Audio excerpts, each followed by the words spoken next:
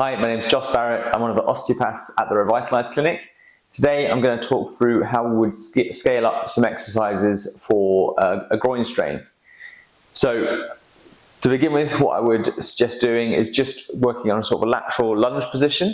So if the groin strain's on my right leg, I'm going to lean on that left hand side and I'm just going to focus on contracting my legs. So I'm trying to close my legs together. Obviously I'm resisting against the floor. And I'm going to hold that for 6 seconds and then I'm going to rest and I'm going to repeat that 4 times in a row. You can do that for 3 sets total.